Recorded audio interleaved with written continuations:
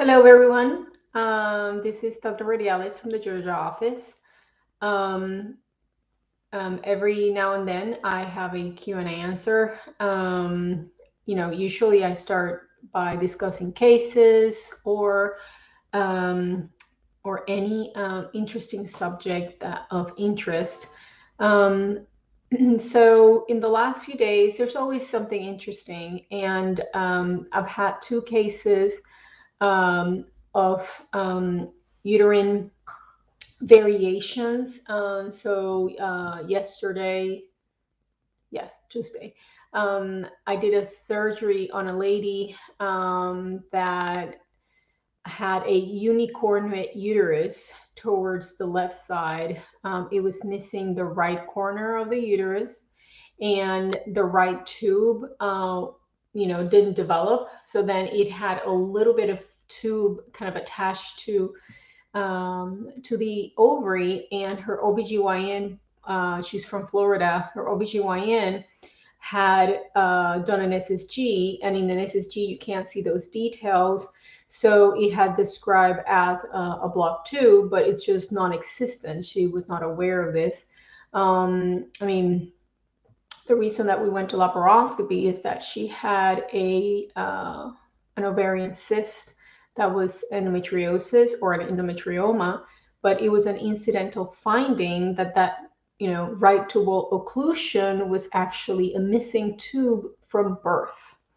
And then the 2 weeks ago, I had a total uterine didelphys. I've seen different variations to embryologic malformations, but this one was a complete, all the way down to two vaginas, two cervixes, two functional cervixes, and two cavities, two tubes. Okay, it's the first one that I see that's complete, and functional in my life. So her surgery, um, her saline ultrasound, we actually had to use two catheters because both of her cervixes were open. She had a principal vagina. So probably when she was having sex, it was only going to one side because it was complete septum all the way to the dividing area where the cervixes were. Survive. And so her surgery was to check for anything else. Both of her tubes were open, just ended in separate cavities. She had hysteroscopy on both cavities, and then she had her septum removed so she could have one vagina. So when she engaged in any sexual activity, even for gynecological findings, because she said that nobody had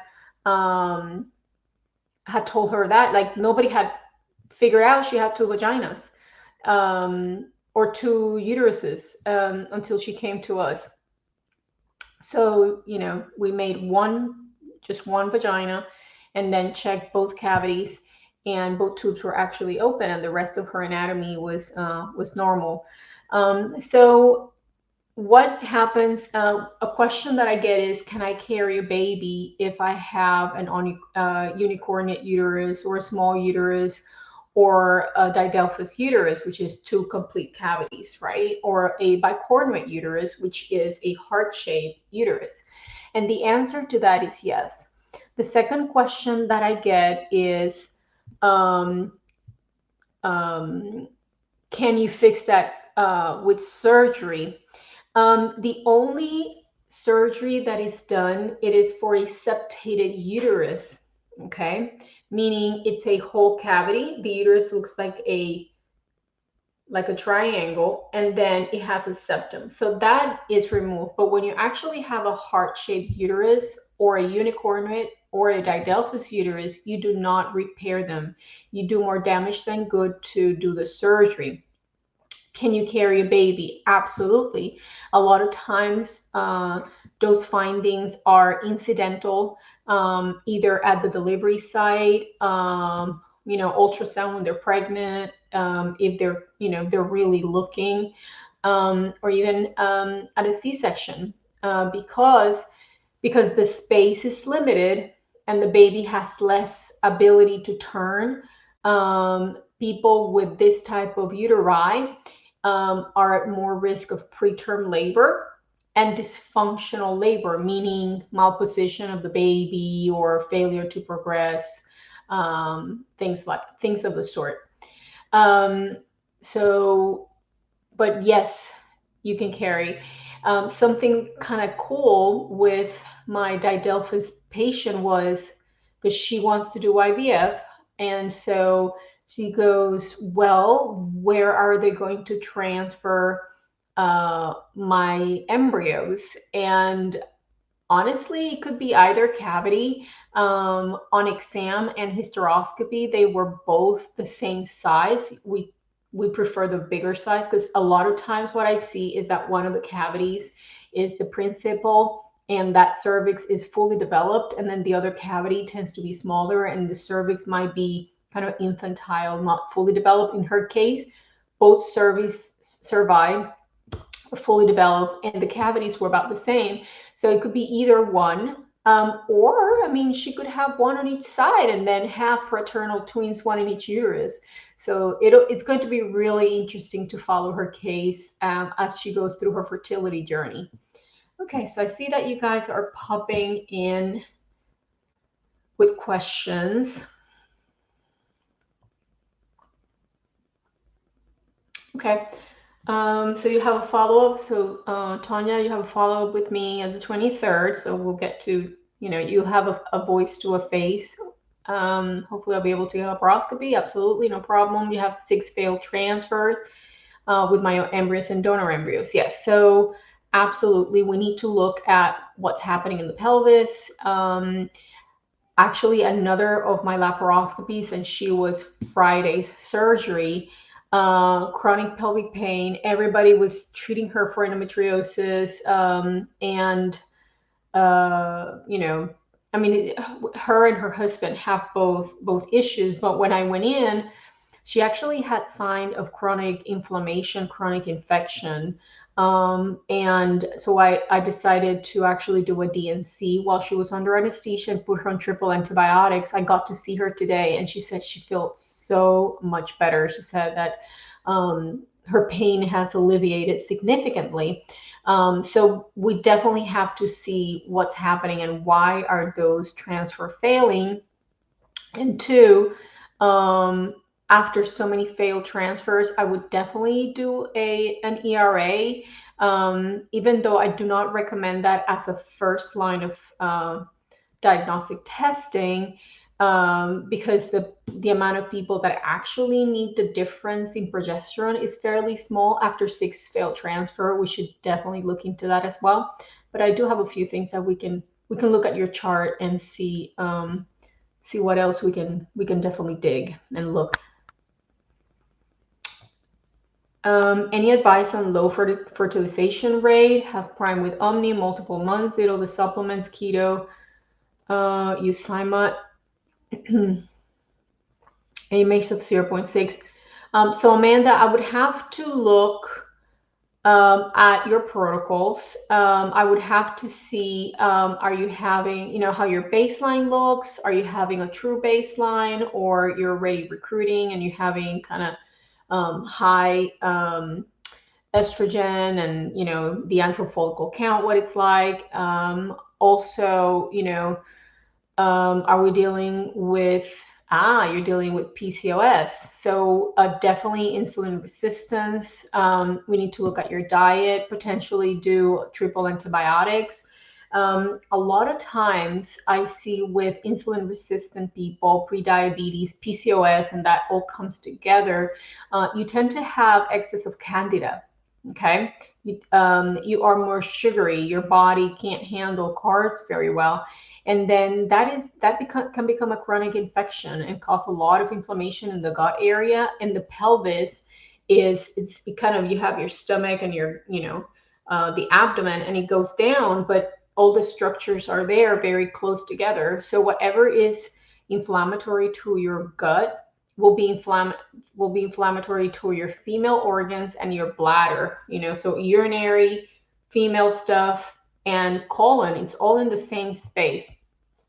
So it looks like, and then of course, I don't know what supplements you be on. I do a lot of glandular therapy, so I would definitely would like to look at your chart before I can give you any advice.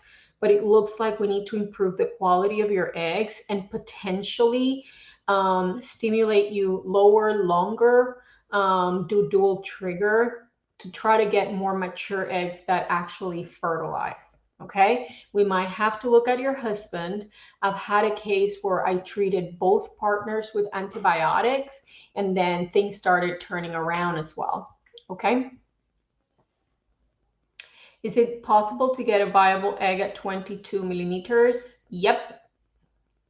And especially on younger women. Definitely. My God, hi Lysandra, how are you doing? I was thinking about you the other day. I was trying to look for you and I forgot that your name with X. Okay. How would you prime with your diabetic ladies and how long with the priming stage? So priming okay. Priming means very different things to people, okay? Including the doctors and the patients. The Verdianis protocol, okay? My idea of priming is 1 to 3 months. Diet, especially on a diabetic, I would like to see that A1C less than 7, ideally less than 6. Like I was saying before, I would probably do a triple antibiotic therapy, glandular therapy, improving the pancreas. There are many things that we can do, including inositol. Why? Because the pancreas is part of the endocrine system, and that's where your ovaries and your uterus are part of as well. And then depending on how your AMH is, I might add either human growth hormone or ACG. Okay, I've seen really good results with ACG in certain population, depending, because for example, human growth hormone on somebody with endometriosis is not a good idea, but then we can prime with ACG and get good results. All right. Would transferring to embryos in a small uterus be encouraged? Absolutely not.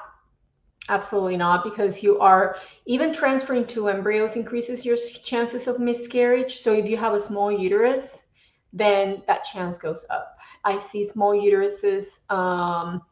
Sometimes it's just how the body is. Okay, it doesn't kind of develop the same way. Older ladies, especially if they've never had any children, postmenopausal, we tend to have small uteruses as well, because there's a shrinkage of the female organs after menopause. And then the cases that I was describing with the uterine anomalies, those will have small cavities as well. So definitely one embryo. We have a Klinefelter syndrome diagnosis. Would we need to do the microtesting in Syracuse? We don't do microtesting in any of our CNY facility. You would have to do that. You would have to find a specialist that will do it. Okay, but we don't do microtesting at CNY.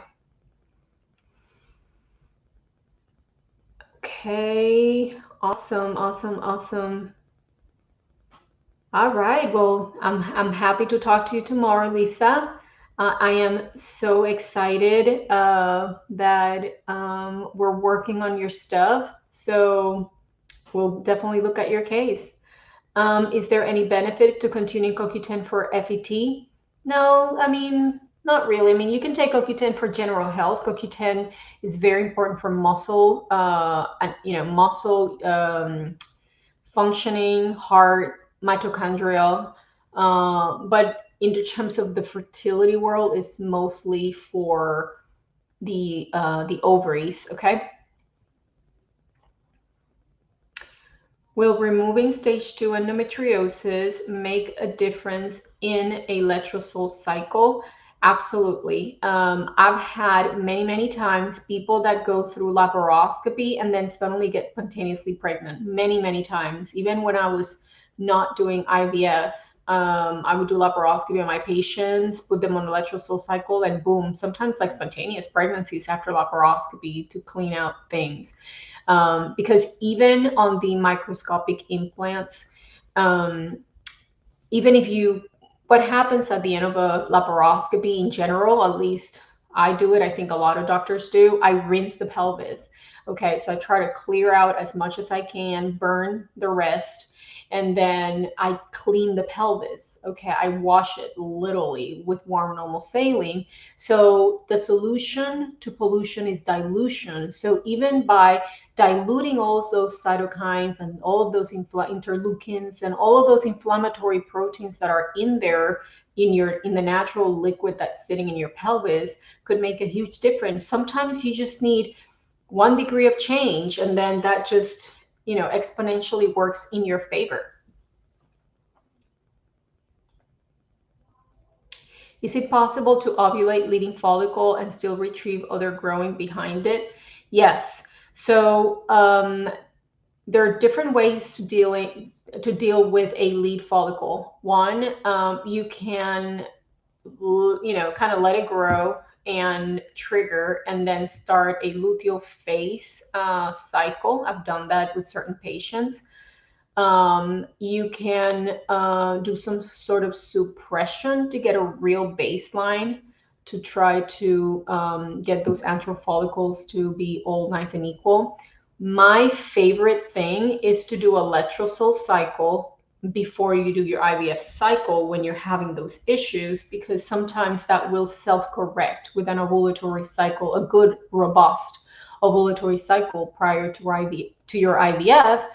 Because what happens with decreased ovarian reserve patients is that they lose the ability to have a robust ovulation. What does that mean? On a young woman, you have the FSH naturally secreted that's recruiting the eggs, and then the estrogen that's produced by the follicle starts suppressing the FSH until you have that normal lead follicle that will be ovulated. And then there is a healthy follicle that ovulates, and then the estrogen and progesterone shoot up, it's maintained, and it's high enough that will suppress your natural FSH and LH. And then when you're done with your luteal phase, the drop is sharp. So it's kind of a clean start, clean end on a younger woman with a normal FSH.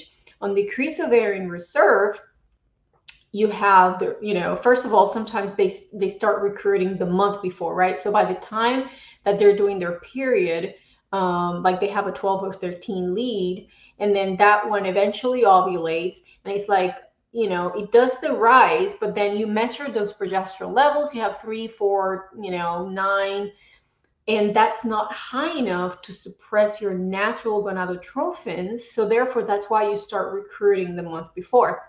So it's like a very tight game, because if you suppress the ovaries on a decreased ovarian reserve, you're damned. But then if you're dealing with that, lead follicle, you're damned.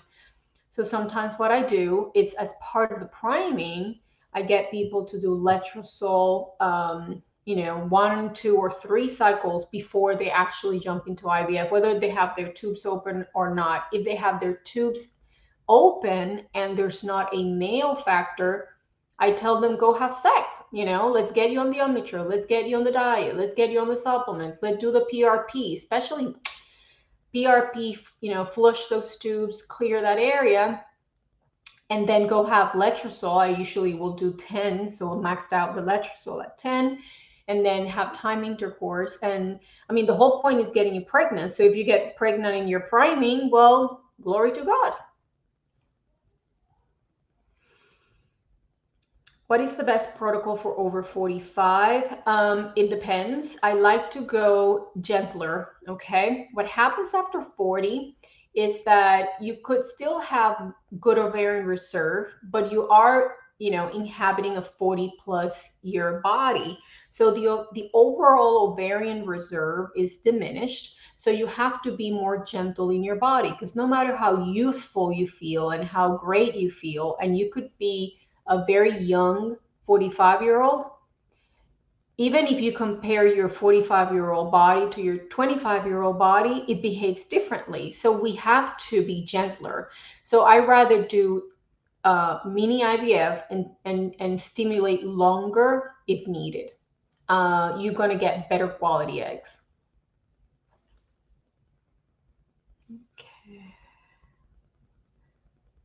All right. If anybody wants to talk to me, feel free to send me a message through Messenger. I'm pretty easy to find, Maribel Verdiales, and I will get somebody to call you and put you on the schedule as soon as possible. Okay. So I'm 35, husband 42, I have PCOS, and he has just told me that he's presented abnormal morphology. Okay. One failed IUI and one canceled. IVF is definitely, Belinda, a choice. With low morphology, it's almost like you have to do IVF. But not do not get discouraged. I mean, this is a try along, okay? For the fertility journey is not a sprint race, and it's going to have hills, and you're going to have to swim through it and get on the bike, just like the Ironman journey. And the reality is that you have to keep your eyes on the goal. Okay, you need to keep your eyes on that finish line, and it does not really matter how you get there.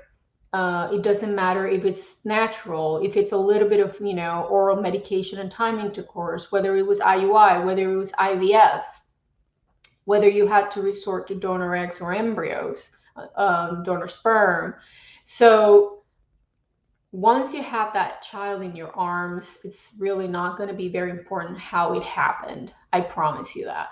So keep your chin up, and and IVF is definitely, and you're young, so that's a good thing. Okay, I know that the outside world can be a little harsh, and I don't quite agree with some of the medical technique, terminology out there. An advanced maternal age sounds like you're decrepit and about to fall dead, and that's not true. A 35-year-old is a young woman. So you all have to get that clock. And I know I'm a girl, I get it. Get the clock out of your brain. The clock is not ticking. The clock is not ticking. So just go through the steps, okay? Could you please explain the purpose of prednisone during FET? So the reason that we use so much all of these immunologic type of medication is that the reality is that a lot of infertility have an immune component, and prednisone is one of the gentler, if you want to call it, immune suppressive drugs out there. So we want, one, to decrease your inflammation with it, and two, to diminish any rejection of the fetus. The fetus is a foreign object to your body, and a lot of women subclinically will reject it like they would reject a donated organ. And that's another reason that we use, for example, the Prograf. Okay, that embryo is half your husband, so the final product is that it's not you. So, or donor eggs or whatever, donor sperm, but it's foreign to your body, so a lot of times it can be rejected. So with all of these like immune protocols, we're just trying to improve the outcome and diminish miscarriage and rejection of the fetuses, embryos. Okay.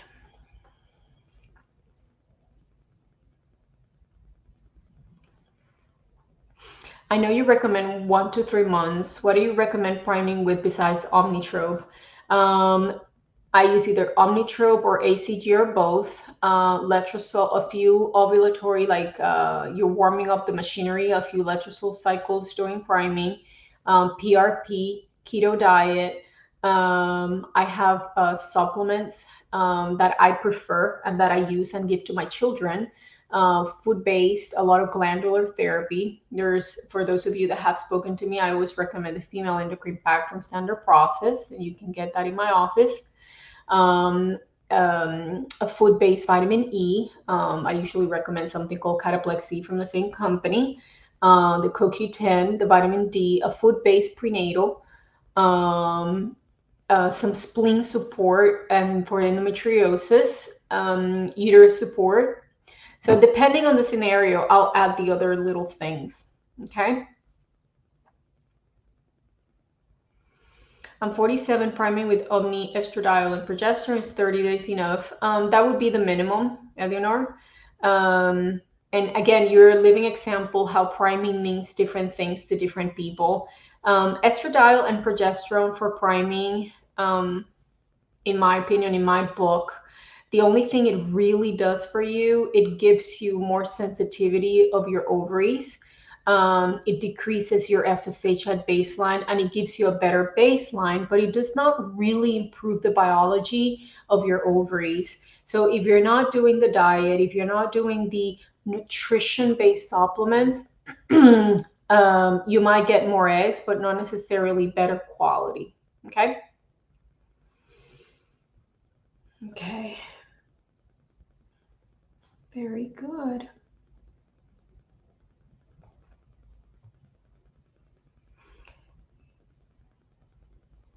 Okay. All right. All right. Okay. What are statistics? My partner had tubes removed and natural IVF. All right. So awesome that you brought the natural IVF thing. So natural IVF or no stim IVF, I respect people's choices, but as a woman and a fertility doctor, I would not recommend that or do that to myself. So the way I see life in general, if I cannot recommend that for my children and my mother, or I would not do that on myself, I will not recommend you to do it because that would be unethical. And the reason that I am not into the natural IVF is that there's nothing natural about IVF. And so you're going to have to pay and go through the pains of the monitoring regardless. You're going to, even if you omit the trigger, that you're going to be spending money on like really checking on when that is going to ovulate. Let's say you at least do the trigger, you go through a retrieval, anesthesia, an invasive procedure for one egg that you are extracting from the body and could die. And then after all of that work, you have zero. In the IVF world, you want to get as many eggs as possible within reason. Okay. It is said, rule of thumb, that the perfect IVF cycle has about 20 eggs. And why? Because rule of thumb, you're going to lose half of the raw material because it's abnormal. It's not normal to be taking eggs out, putting in a lab, then, playing with them, poking them, and then freezing them, unfreezing them. That's not what happens in nature. So you are going to lose eggs just from use and abuse. So you have 20 eggs, and best case scenario, you're going to get 10 embryos. But the reality is that a lot of times you got 20 eggs and you get 6 embryos. So going through that whole thing for one egg, that if it dies at extraction, if it dies on day one, it could fertilize and then die on day one. Then you're going to be doing a lot of IVF following that one egg. A 44-year-old that had tubes cut and burned, so got sterilized. Is there any way I could get them untied? So you can have a tubal reversals. I do them every week or every other week. But at 44, you really want to check your ovarian reserve to make sure that it's the right procedure for you. If you have a good ovarian reserve, and with the up note saying that the technique they used was more conservative, then yes, you could definitely have a tubal reversal if that's the way you want to go. Now, tubal reversal does have a 20% chance of success. So there is a higher possibility of ectopic pregnancy and the tube scarring back down because of the suture line. We try our best to minimize those risks, but they're inherent to the procedure. But I do have a lot of patients. I do a lot of tubal reversals that prefer that method because they want to try at home first. They want to make a baby the old-fashioned way, have that chance first. And a lot of them do get pregnant. So it is acceptable if your ovarian reserve is good. All right, people. So time's up tonight. Again, if you have more specific questions, you're welcome to write me through Messenger. Please join my support group, 40 Plus Fertile, Fabulous and Fertile. For those of you with that, struggling with all these stereotypes and, the decreased ovarian reserve thing. That way we have a specific forum for you. And coming up, we're going to have an event in the Georgia location. So if any of you want to participate, also send me a note. All right. Well, very good. May you all be blessed, and I'll see you guys in 2 weeks.